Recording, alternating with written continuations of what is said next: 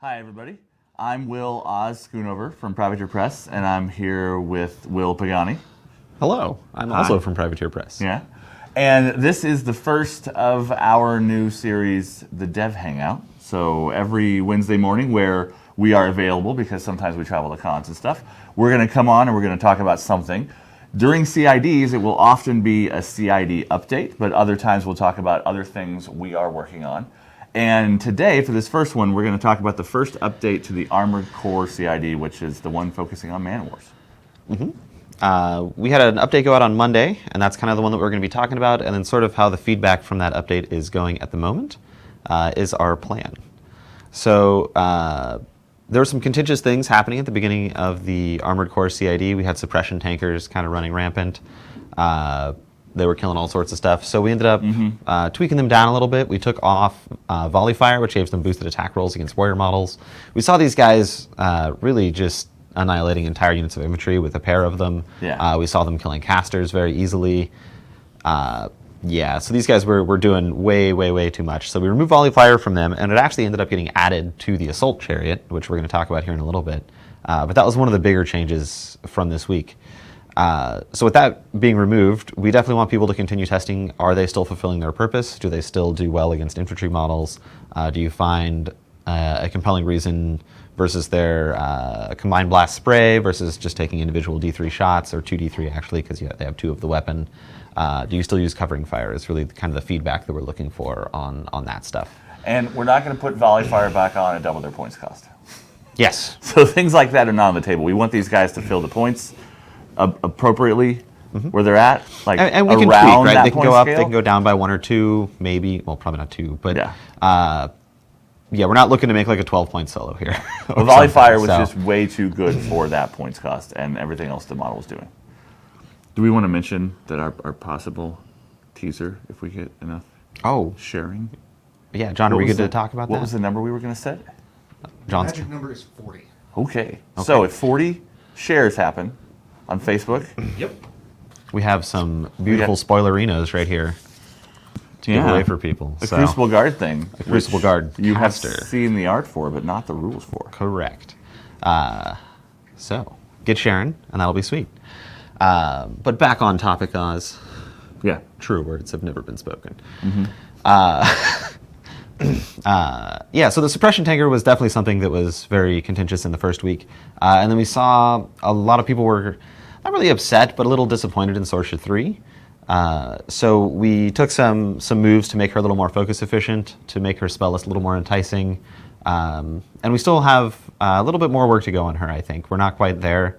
I don't feel like we're done working on her and what she does at the moment. Yeah, this is a small adjustment to move her back to more in line, but not the last one. So we took Stoke the Flames, Stoke the Fires. I'm not actually sure. It's one of those two. Yeah. And we dropped it from cost 2 to cost 1. There was a lot of feedback showing that she was not very focus efficient, and she could never really quite do all the things that she wanted to do every turn with her focus. And normally we don't want people to be able to do everything they want to do every turn, but there were turns where she just wasn't really able to effectively do enough to really feel like a warcaster. Yeah. So reducing the cost of that spell should help her out a bunch. It'll really help her get her battle group up there. It gives a +2 speed buff. That's certainly a very strong change. Pretty aggressive. I know there's memes floating around of the alien guy from the History Channel with the word aggressive on it, so get in there with that, guys. And then, of course, Winter's Wrath dropped down to cost 3. It was a cost 4 spell. She only has 6 focus. If she wants to Wind Rush and use it, now she can camp 1. Or boost with it is also cool. So that's sort of what we're thinking about with those changes there. As I said, though, I don't think we're done. I think we can certainly entertain other discussions about additional spell changes, feat changes, that kind of stuff. So, Yeah, test this. Tell us what you think. See where it's at, and then we will reevaluate her power level and her functionality and all those things. And I think what's almost more important than this is what is she missing, right? Like when you play her in a game and you're feeling it all out, and you're like, man, I really wish I could do blank this turn, but that's not on her card. Those are really helpful feedbacks when talking about warcasters, because they can really push us towards what direction you want them to go. and that can make really interesting decisions happen for us. So Yeah, and we're not talking about wish listing like give her a jetpack or make her armor 45. It's things like conceptual stuff. this is an issue I have playing with Sorscha. She doesn't seem to have an answer to this. Is that intended, or is that something that's been overlooked in the development process? And I was just actually kind of brought up something that I also want to touch on for this is we see a lot of people asking for magical weapons in the Man of War theme force and that kind of stuff, and that's really not the purpose of Armored Core, and it's really not the purpose of Sorscha. So like Sorscha picking up Spell Piercer doesn't really make any sense thematically, so it's very unlikely that it's going to happen. So that kind of thing. The Demo Corps having magic hammers, they don't have magic hammers. Like it's just not what they're carrying around. So we can't really work with rules like that on that kind of stuff. So yeah, those were kind of the two huge changes that we made. We're still working on stuff like the chariots as well. Yeah, those have been getting very mixed feedback. We certainly want to increase consistency with those. The siege chariot, the one with the POW 20 smite gun, has been doing some interesting stuff. I know a lot of the Australians have been shooting their own models with it to do awkward things. So that might be something that we look at a little bit here in the future. And we have dropped the points on that model a little bit. We did drop at one point this week. I don't think we're quite there yet. Much like I said with Sorscha, we've got a little ways to go on both these chariots, I think. We can make them exciting and sweet options in the future, but right now, I'm not sure we're quite there. And I think this could be stuff like changing on the smoke launchers a little bit, on how the cloud effects are placed for the siege chariot. I mean, I've seen suggestions for things like shooting gallery, which is probably too good. Probably. But it's something to think about, which shooting gallery, for those of you that aren't familiar, is the rule on the war wagon that is models within... friendly models that target enemy models within 5 inches of it get +2 to hit. So it increases its own accuracy if it's very close. And it can also turn up things like bombardiers and other kind of stuff. So I'm not really sure that's a direction we want to go, because then we kind of get back into siege tanker range or suppression tanker range, where it just like wanders up and kills everything. And its job is to really push forward and hit something hard, not necessarily to help everybody else in the army shoot something. Correct. Yeah, it's not really a support piece, but it and the Winter Guard gun carriage, yeah, that's the name of that thing, is sort of the like bruiser model that charges in and crushes stuff, whereas we want these guys to sort of be hanging back. We want them to have a charge option where you can like run people over with a chariot, because that's what chariots do. But we don't necessarily want these guys to be in the mix of stuff. So maybe we talk about like a +2 range on this guy. Maybe we talk about some other type of special rule that allows him to reposition farther, or something like that keeps him safer at range.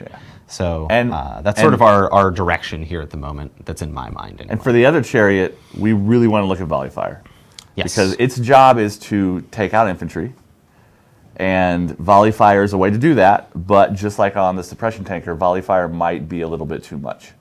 So play some games with that. Tell us if that's gone too far, or if its points need to come up now, or if you think that there's a little bit less of an answer to infantry than volley fire that would work well on that model. Yes. Yeah.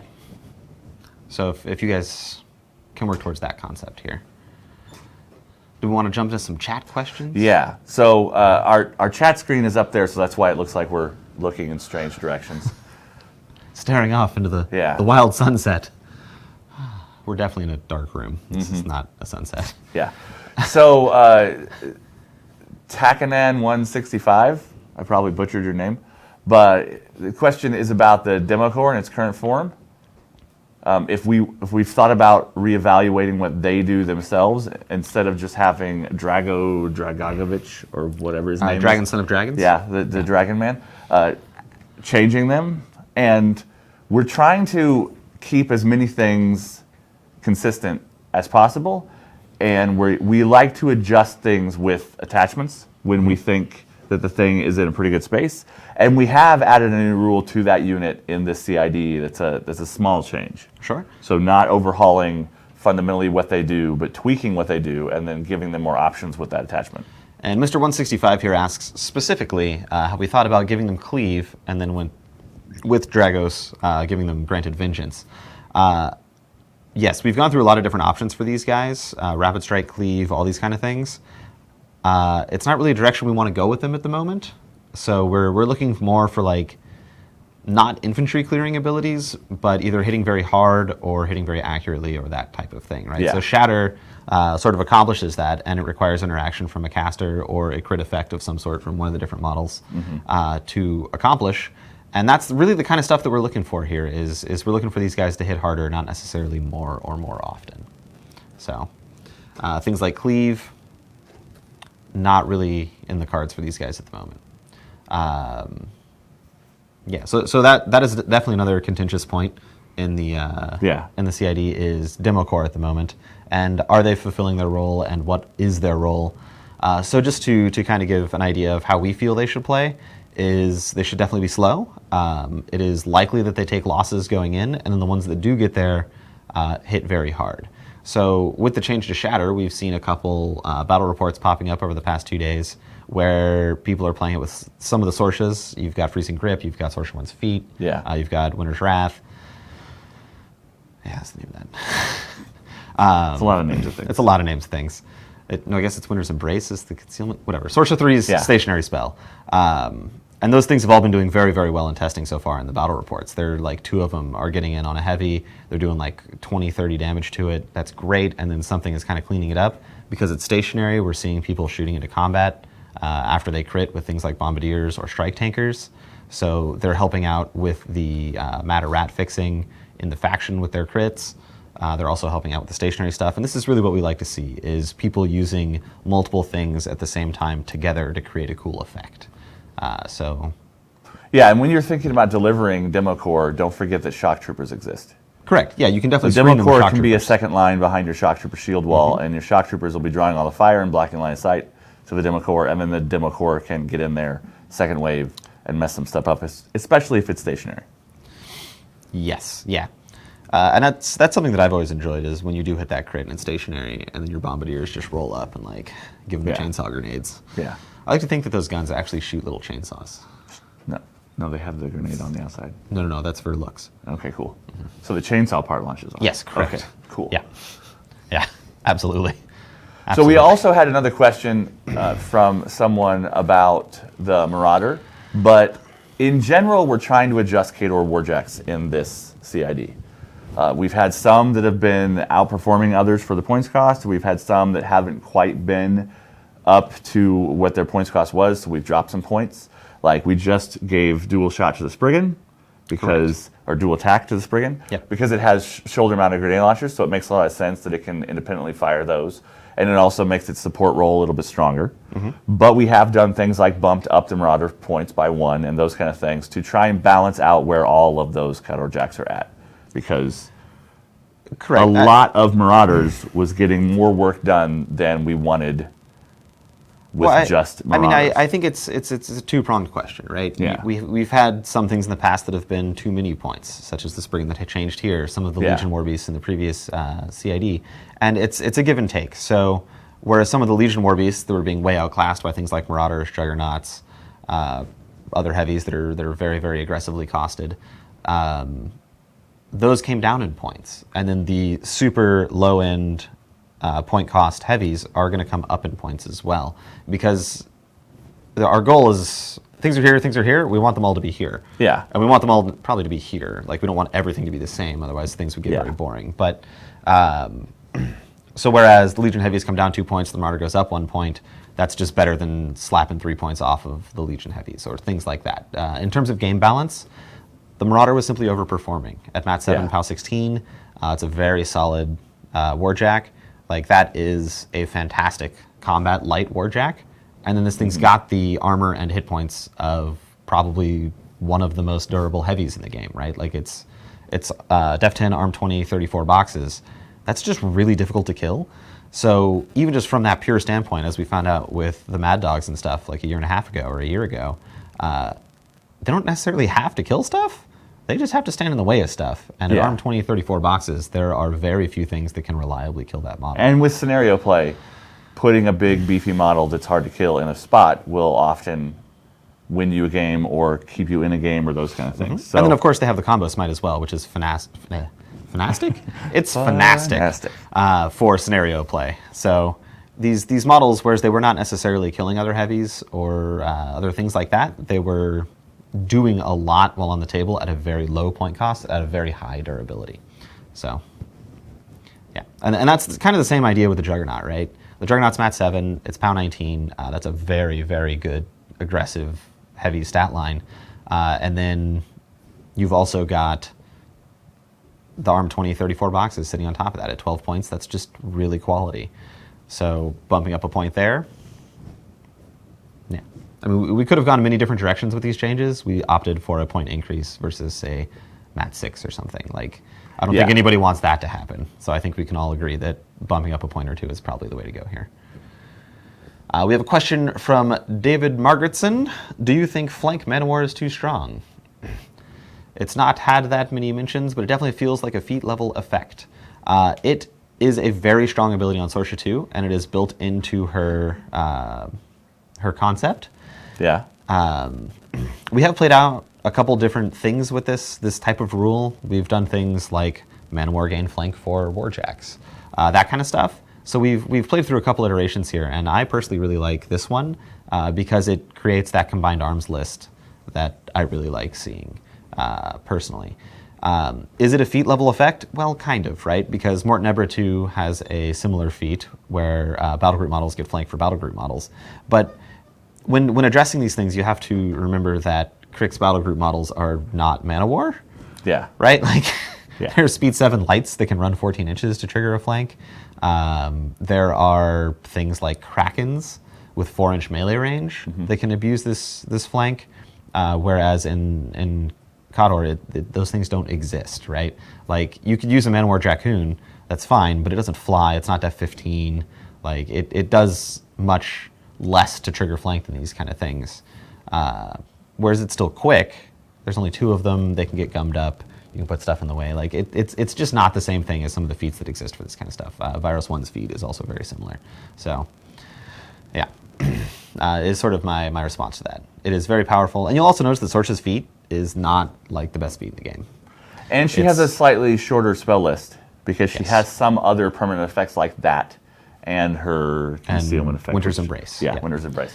So we sometimes do that where we give people effects that would be spells or would be an added part of their feat that are just there. Yes. And that are situationally powerful or are a buff to the army or something that makes the model more focused on what its job is.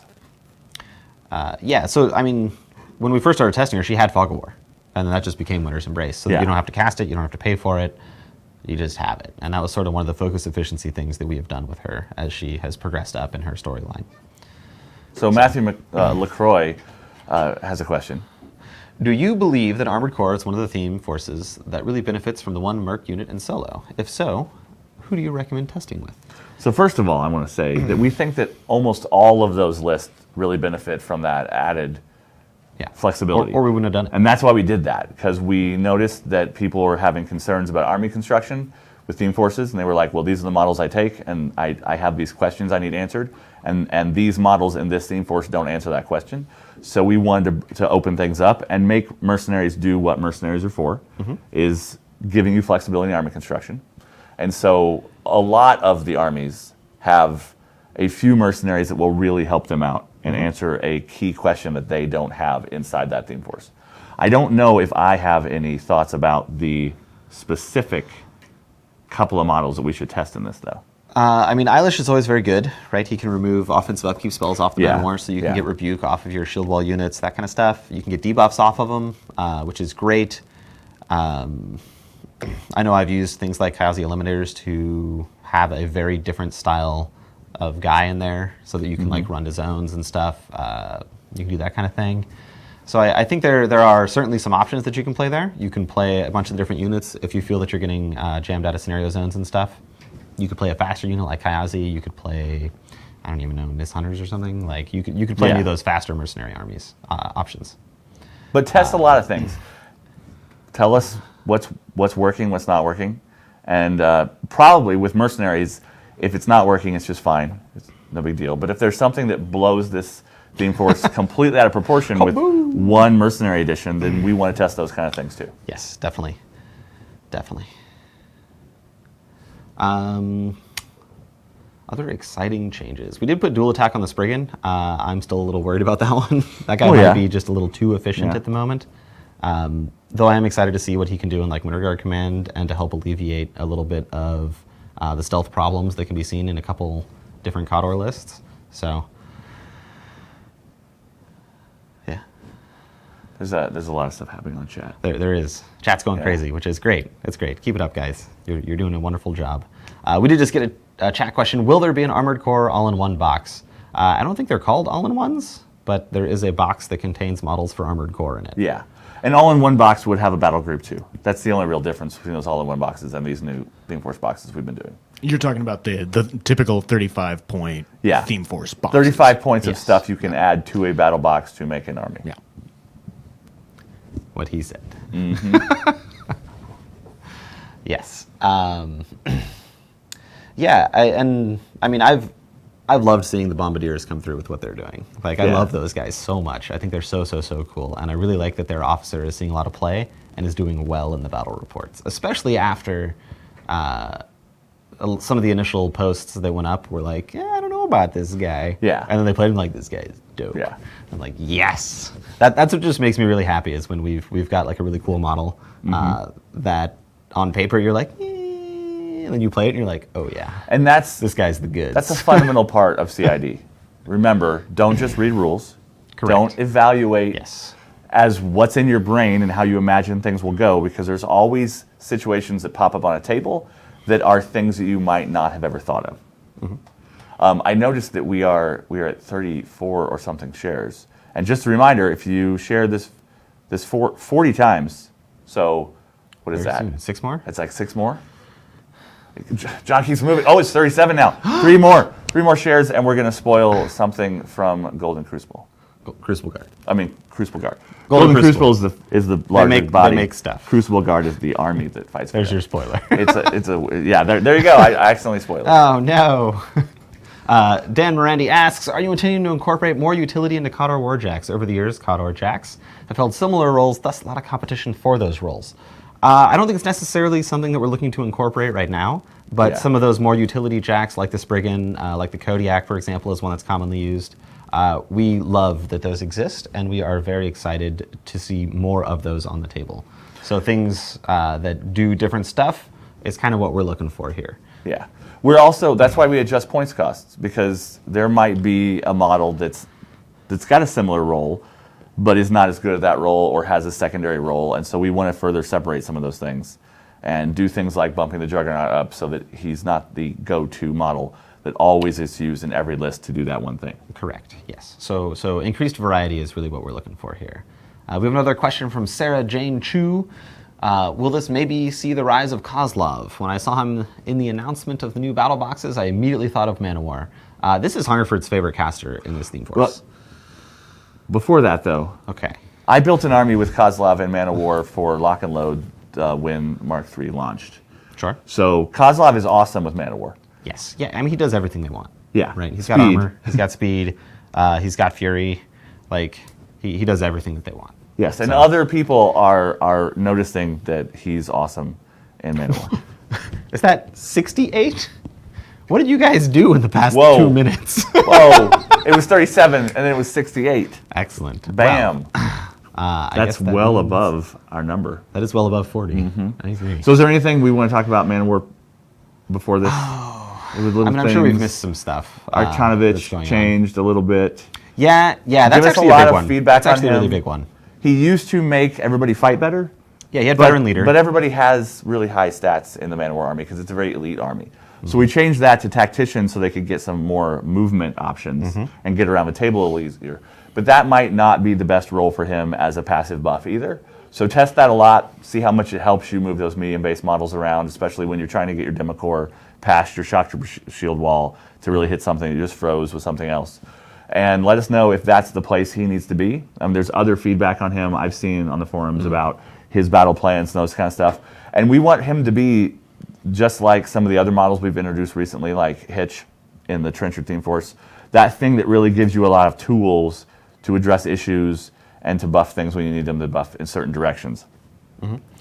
There's one more thing that I want to talk about that we've posted several times on the CID forums. about the Man-O-War Kovnik. Yeah. He has Desperate Pace. That is his primary role in this faction and this army composition here. He also has Jack Marshall. And we dropped his points this week, and we actually seriously considered just removing Jack Marshall from his card. We don't find it to be a super compelling option on him, but at the same time, we kind of like that the option is there. Yeah. So people that are talking about like completely revamping Jack Marshalls and stuff in CID, that's not what this CID is about. But I'm sure somebody out there has done something sweet with the Kovnik, and I've seen a lot of people marshalling Ragers on him, and they've been doing a lot of work in some battle reports. So whereas it may not be a super great option in every build, there are a couple people out there that are doing some really interesting stuff with it. We're not really looking to completely revamp it, though. So and when you're giving feedback on him, kind of keep that in mind, that this Jack Marshall is sort of like an extra ability that's just kind of in there. And keep in mind, there are some models that are designed to be second wave. We've gotten some complaints from that guy that say that he always just desperate paces and stays behind the army. Well, that's primarily his role. He's keeping the Man-O-War moving forward, and then as a second line, he's going in midpoint or a little bit later in the game and getting work done that he needs to do. But he's a lead from the back kind of guy and not a tip of the spear charging forward. Truly Khadoran. Truly Khadoran commander. I do like, there was a really funny interaction that I actually infracted the guy for on CID, but I'm going to say it anyway, where somebody was like, I have this awesome badass Kovnik guy, and he's a total sweet dude at punching people, but he's always in the back. And somebody was like, yeah, you don't survive the battle by being the first guy in, right? Yeah. Like, you don't get to be the commander by charging in the front lines. So I thought that was kind of funny, and then I infracted him for being off topic. Okay, so are we spoiler time? Spoiler thing? Spoiler time? Okay, so we have a Warcaster for Crucible Guard. We've been doing different podcasts and live streams and stuff in the past couple weeks, about 2 weeks back. So if you haven't seen those, go check them out. We got one on Chain Attack. We got one on Moose Machine last night. Yeah, it was the two of us. That was sweet. Looking much like this last night on the internet. I think it was wearing the We've been same on the internet a lot lately. Yeah. It's weird. Excellent, excellent. And then, of course, we had... I'm blanking. They're going to kill me. Crippled Systems was our middle one in the middle there. So we've talked about the Dragon's Breath Rocket. Dragon's Breath Rocket is sort of a support weapon crew that reduces the stats of enemy models that it hits, living enemy models specifically. On Crippled Systems, we talked about the Suppressor, which is a heavy Warjack that debuffs other things around it through Ice Cage or Rust. With squirts. With squirts. It is the Squirty Fist Man, yes. Squirts. And then he, of course, has an incendiary shot. And then we've got, yesterday we talked about the Rocket Man unit, which is a very fast skirmishing infantry unit that takes buffs very well because they have a lot of consistent attacks and stuff. So those are kind of the three things that we've talked about already. And now I'm going to pick up my spoiler sheet down here, and we can go to town. So you guys have seen the art for this pair of models. Yes. This Warcaster. Marshal General Baldwin Gearheart, his name I had to read because it's complicated. It's long. And Mr. Clog, his caddy, who carries his weapons for him.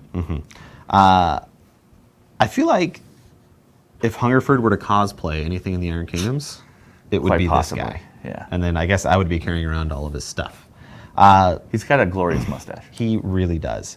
So Marshal General Baldwin Gearheart is sort of the leader of the Crucible Guard. He is the guy in charge of the military sub-faction inside of the Golden Crucible. Yeah. So he's got veteran leader faction warrior model. So just all the warriors are going to get +1 to hit. So people were talking about Rat 6 on the Rocketman. If they're around him, Rat 7. He's sweet. So his base stats, he's speed 5, not particularly great. Mat Rat 7, solid. Def 15, arm 16, command 9, focus 6. Yep. He starts off with an acid cannon that is range 12, POW 14. I say starts off because when we get to Mr. Clog, he can actually trade this weapon out with Mr. Clog for up to three additional weapons. When I say Clog is his caddy, that means Clog has all the other golf clubs that he's going to need during the game. To do the specific job. He needs a 9-iron sometimes. He needs his putter every once in a while. I just like to think that he's like, yes, Mr. Clog, give me the aggression catapult. And he's like, thank you, sir. It's such a good visual to me. Yeah. So his spell list, he's got Balanced Charge, great spell in general, good Jack support, Deceleration, +2 arm against range attacks, fantastic spell, really good on the medium base infantry, which we haven't shown yet, obviously great on Warjacks, and of course it keeps him alive as well. Hot Shot. Hot Shot is a sweet spell in this faction because of things we haven't shown you yet. But there's a lot of sprays going on here, and Hot Shot and sprays are sweet. The there's just a lot of things that generate a large number of attacks. So like suppressors, right? They can get 2 sprays. Yeah. So both those sprays work out. You've got some lights with some sprays. You've got some redacted with mini attacks that are battle group models. So that's sweet. And then he's got molten metal, which I like molten metal a lot. Some people don't. But I think it's a really cool spell on this guy, and I think it gives him a really good alchemical feel to it as he's like affecting enemy Warjacks and melting them down through his magic, and sort of shows what he's all about and what the faction is all about. And yeah, it is important. John's here subtly reminding me that these are pre-CID rules, so these things can certainly change, and this is absolutely not final. So if something here seems totally busted and amazing, it might be too good to be true. And then we'll have to make it not too good to be true. Yeah, the CID for these guys doesn't start for a little while. Yeah. So we're still internally testing. And then, of course, once it launches, we will be reevaluating things as feedback comes in and that kind of stuff happens. Yes. And then on to Mr. Clog, who is also a very... Oh, hold on. We actually skipped his feat here, which is called Destruction Initiative. You Convergence players out there get jealous. So his feat is very similar to the Trump Arcana from the Heretic. Yeah. Now, it's not quite as good because the models have to be in his control area, whereas the Arcana for the Heretic, they don't. Yeah. But you do get to use it sort of at will, unlike the Heretic where they have to trigger it. So what it is when you use it, you just pick something and it becomes prey for your entire army. And then as those things die, you can swap it down to the next one. Which, like we were talking about last night on this Death Clock has 60 minutes. Mm-hmm. Make sure I get all the words right in that order. We were talking about how powerful the gravity bombs on the Rocketmen can be. They're power 12, but things in this faction can bump that power up. Yes. And this is another one of those ways. Yes. So if you get this prey on a really important target and 10 power 12 gravity bombs hit it, it's more than likely gone. Yes. Yeah. So, I mean, it started at POW 12. Because they're POW 14 POW from the feet. They're POW 16 with prey Rust. bonus. Yeah. Right? Or Withering Humor from the Dragon's Breath rocket. Yeah. So this is sort of an example of another one of those things that can stack up in this faction that can be applied. We did have a question in chat. Is this the Zap Brannigan of Crucible Guard? We would never do such a thing. Never. Well, it's because Zap Brannigan is based on other older ideas that came before him. Correct. So they're probably at least parallel to each other. Probably. Yeah. So we talked a little bit about the acid cannon. It's range 12, POW 14. It's got arcing fire. It does corrosion, and it's AoE 4. Mm-hmm. So like that's a sweet gun. But why have one gun when you can have 4 guns? Yeah. So Mr. Clog here, poor Mr. Clog. Nobody ever appreciates Mr. Clog. Oh, you will. Yeah, I will. I do. So he's a companion to Gearheart. That's pretty up there. He has encumbered, so he can't shoot. Without that rule, this guy would be the best ranged guy in the game because he's got all the guns. And that, give us feedback during CID, but that won't change. Correct. Yeah, he's not going to be able to fire all of Gearhart's extra He's guns. loaded down with guns. He's not going to be shooting them. And then he's got 2 different star actions that he can do. So he's got Arms Caddy, which essentially lets you swap out the guns that he's carrying around for what Gearhart's got. Yeah. And then he has a reloader. So if you don't want to swap your guns, you can let Gearheart shoot twice, which is amazing. So going down the list of the other guns here, we talked about the acid cannon. We've got the catalytic detonator. I'm going to let you get some names in here because I get excited and then I stumble. But a very important thing about Arms Caddy is it lasts until it's used again. Correct. So it's not like I give you this gun for this round and then it resets back to his base acid cannon. Yes. It is, you can use that gun for the rest of the game without using Arms Caddy again, so those reload actions become much more powerful in certain circumstances. So the catalytic detonator is short range, it's only range 8, it's POW 15, and it's got momentum. And with reloader, you can just walk up and like blow 2 heavies away or something, and like knock them down. You can slam all sorts of stuff. It's a really... It's POW 15 base. Yeah. So with the prey or with rust or whatever, it gets much more powerful, so it does tear holes in heavies. I mean, this guy by himself with no other changes in the faction makes it POW 19 on his feet turn. So you can get 2 POW 19s out of him. Do you want me to read the next one? Oh, yeah, here you go. It's the Cryo Evaporator. Yeah. So it's spray 10, POW 13, critical freeze. Pretty basic there, nothing super fancy. Still very powerful, though. So this guy's Rat 7 with the feet goes to Rat 9. Well, and you can reload him twice and with murder half a unit reloader, of infantry. that's 2 spray 10s. Yeah. that can really reach into and catch fire and those kind of things in certain circumstances. I feel like if this guy's up there and you shoot Inquire with this guy, you're probably catching the caster in it too. And maybe they Possibly. just die. Maybe they just It die. depends on your vectors. Yeah. And then my favorite, which I actually said earlier, is the Vitriolic Ingression Catapult, which I just love the name. Yeah. It's range 13, POW 10, damage type magical. So that's sort of where his nuke comes from, where you can deal with incorporeal models. Yeah. And it has Shadowbind on it. Yeah. So we've talked about Ice Cage a little bit in this faction. This is another way to get a huge amount of negative defense here. So if they roll up and they buff up stats huge, you can aim with Baldwin. It's range 13, so it's got a pretty solid range. You can reload her. You can 2 tries. You can put 2 boosted Rat 7 shots into him to try to get that Shadowbind on there. So between Ice Cages, this thing, and his feet, this guy can get up to, I mean, what is that, -7 effective defense very easily. But once again, this faction is all about taking things and combining them together to create the effects that you're looking for. When we were talking on previous streams about ammo types being a theme in this faction, this guy exemplifies that by not having ammo types. He has by gun having types. gun types. So he's very much that idea cranked up as high as it will go. Yes. He doesn't just pick a bullet every time he shoots. He picks a gun every time he shoots. Yeah. So yeah, do we have any questions from chat about this guy? Sure Moose Machine Maelstrom, which I believe we spoke were to last on night, his stream last just night? said "my God." So I don't know if that's a Canadian accent or if that's a Valley Girl accent. I don't know, but either way. John, do you have an option? I think it's kind of like the by God, that man has a family from yesterday's stream. Yeah. Excellent. Yeah. Well, it doesn't seem like we have any direct chat questions. People are making comments about how fun that looks. I mean, I have a great time playing this guy, and I love Mr. Clog. And I just saw his model. I know it just came out of prototyping, and it's hilarious. He's got like all these guns, and he's trying to carry him around. It's amazing. It's so sweet. Luck.84 was just asking, will Rucker Shaw work for Crucible Guard? I legit don't know. Maybe? I believe Rutger's a pretty common mercenary. I think he works for probably, the faction. But I would have to check our internal list. Yeah. And we did talk a little bit last night about how mercs and stuff are going to be included in the faction. Yeah. There's a pretty good amount of them. So we are updating mercs to work in this faction. Unlike Grimkin, who are a weird, otherworldly faction that wouldn't really employ mercs very often, except for Eilish because he's exploring dark sides of himself.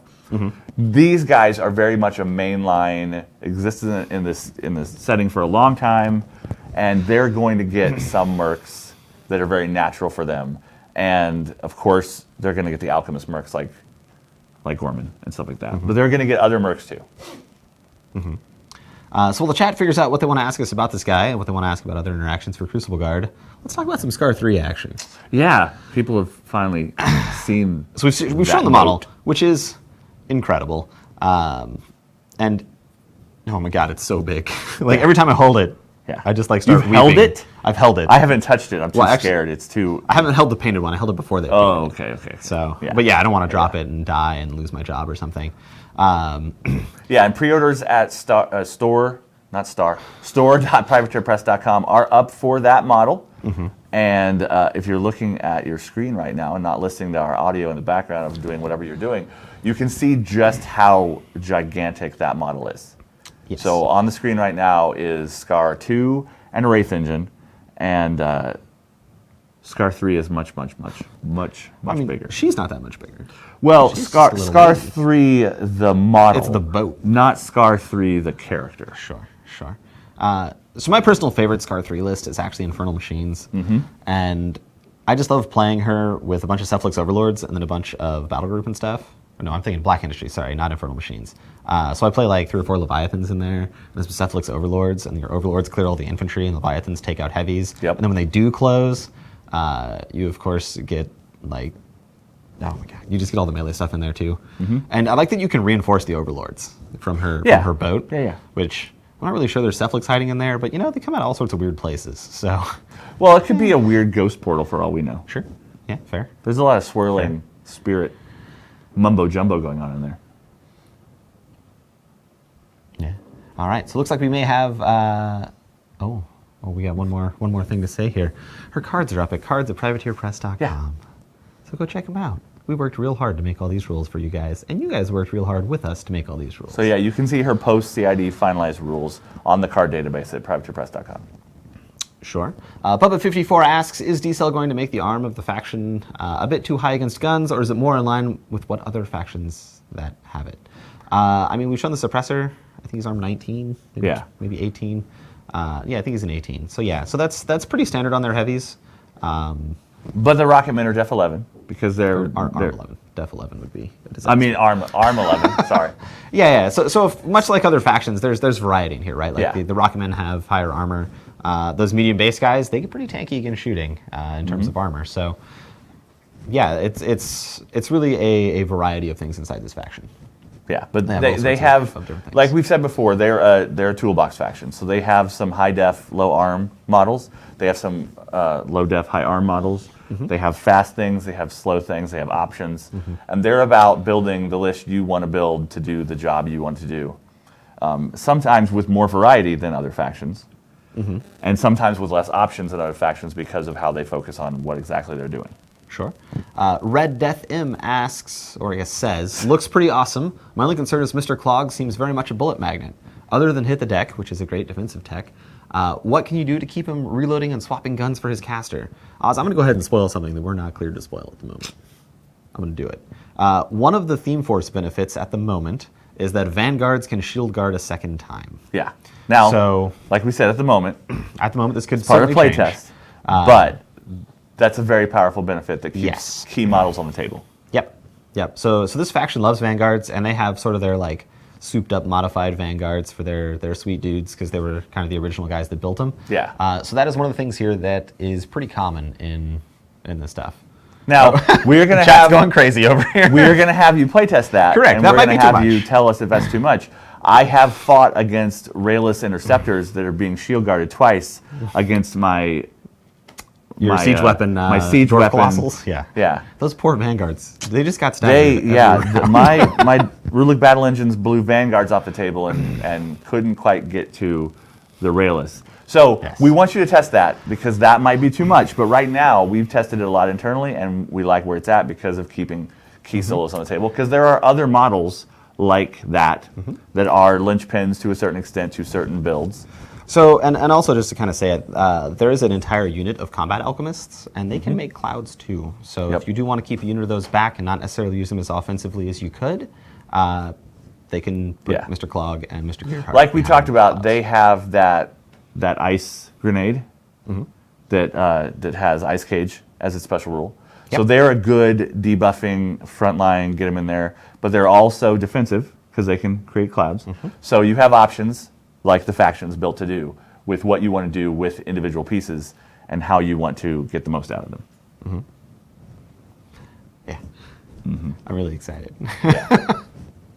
So we got a couple minutes left. So Okay. while Chad is reeling For my unsanctioned spoiler, from that I your just yelled in unsanctioned there. spoiler, which Yeah. which we'll call a bonus for them going up to like 73 shares, which is very nice of them. Thank you for that. Yeah. Chad. One of the other things we want to make sure we field is any last minute questions people have regarding the Armored Core CID. Absolutely. So that we make sure that we get those covered before they go into the final week of testing. Sure. Hit us with your stuff.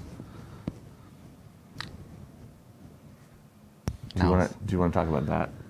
Second one up? Yeah. Second one from Sure. Laura. Yeah. So SWE Intronaut asks, have you considered adding some tools in KOTOR to help deal with the real popular Incorp spams? So for those that aren't familiar, Incorporeal is a rule that says you can only damage them if you have magic weapons. And then spam, meaning taking a bunch of it. It's not tasty. Sure. Meat-like substances. Meat-like. Yeah. Okay. I actually Yeah. really like spam. It's delicious. Yeah. But I'm sure that'll get quoted out of context. I really like spam. And it's great. Internet's a wonderful place. Yes, but Armored Core is not really the place to do that kind of stuff at the moment. So if we could, in the future, modify other things, make some other things a little more enticing options, perhaps change around some of the stuff included in themes, that's something that we could look at in the future. It's not something that's going to happen right now. And there is a tiny bit of magic in this Theme Force because there is a Grey Lord Man-O-War.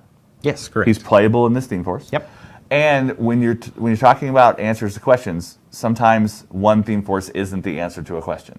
Correct. There is an entire other sub-theme in Khador that we haven't explored yet deeply with the CID, but they exist, the Grey Lords. Yep. And they have magic all over the place. Yep. Magical sprays, fast cav units with magical things, and all those things. And that's how you deal with people that want to run a bunch of incorporeal stuff, is Correct. with your guys that have a lot of magic attacks. So as D Noonan 34 is asking, during the CID, should they test Armored Core against incorporeal heavy? Yes. I mean, sure. But I'm not it's- sure we're going to be particularly surprised with that outcome. Yeah. But test the tools you have, like the Forge Seer, and see how far that gets you. And maybe the answer is you don't always play that army if you think your opponent is going to have a bunch of incorporeal. And in a tournament setting, you're going to have a couple lists, possibly. Most tournaments are. You'll have at least bring two. a couple lists. Yeah. So maybe if you're a dedicated Khador player and you're playing in a lot of tournaments, then you bring a Grey Lord focused list and you bring a Man of War focused list. And when you see those pairings as an option and your opponent has a spammy list, maybe they won't play that incorporeal list because they see your Man of War list. Is your option against your Grey Lord list, and they think, well, you're obviously going to bring your Grey Lord list and wipe their list out, so they don't play it, and then you switch them and you play the Man of War and you do whatever. It's fun. It's part of the fun of two list pairings in those tournaments. All right, well, that seems to be about all the time that we've got here, Yep. Oz. So thank you guys for joining us and hanging out and chatting with us. We did give a sweet Crucible Guard spoiler. We're not going to be doing that every time, but we do have a lot of stuff that we want to talk about with you guys. And that can be- on non-CID weeks, we're going to talk about other concepts and topics and things about how we do our jobs and that kind of thing. just let you guys in behind the curtain, just a Yeah. little bit. Just come Just a and taste. hang out with some dev people. Yeah, because we're the coolest. I think we're the Are we the coolest? I don't know. I think we're the coolest. The painters are awfully cool. The painters are awfully cool. And they But have- you get to hang out with Dallas once a week. That's true. That is true. So every Wednesday, 10 a.m. Pacific Standard Time. Yes.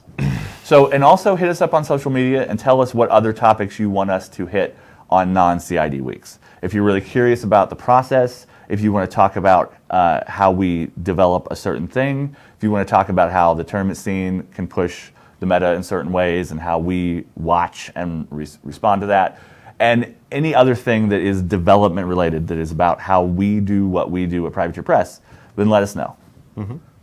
And of course, we have the weekly rumbles on Tuesdays at 10 a.m. Those have been ridiculous recently. Yes. It's so good. And so good. like we've been doing, we're widening our approach to other games. We've been wrestling the last couple of weeks. We're going to play some other no-quarter games and do some other things on that. And then Thursdays, like I said, is Get your paint out.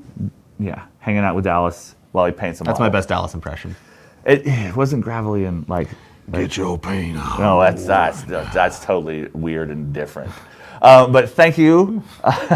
Join us. You're welcome. Join us 3 days out of the week here on our live streams Yes. to see our beautiful faces and hear the words that come out of our mouths. Mediocre And faces. thanks for watching. Yeah, thank you guys very much for watching. It's been a great time. I think I'm beautiful. That's what I said. Beautiful faces. Yeah. Yeah. Yeah.